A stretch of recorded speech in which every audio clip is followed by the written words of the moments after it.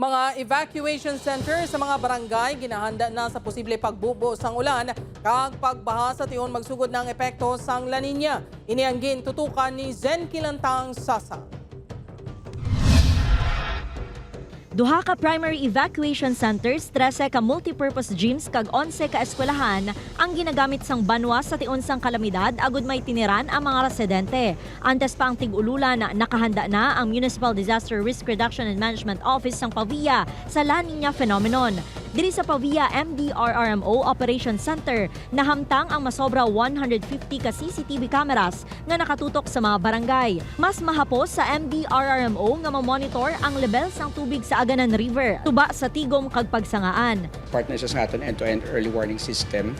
So, isain na siya kabahin para mabalaan naton real-time kung ano ang epekto sa ulan sa bukid diri sa aton nga kasubaan.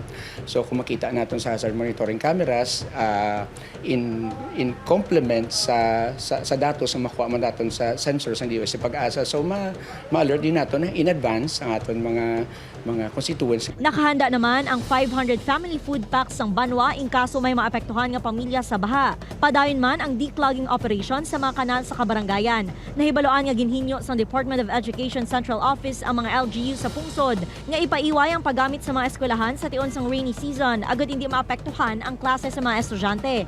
Apang diri sa Western Visayas, 4,057 public schools ang sarang nga magamit pasubong samtang wala pa sang opisyal nga order nga ginpagwa ang ahensya. Ang existing nato nga DepEd order nag-allow sa pag-use sa atong sini nga mga schools as evacuation center not more than 15 days.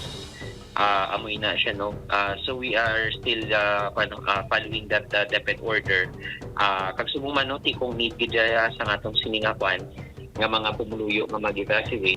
Kita sa DepEd no ga-work man kita hand in hand with our local government units. Upod kay Cirilo Randuque, Zen Kilantang Sasa, One Western Visayas.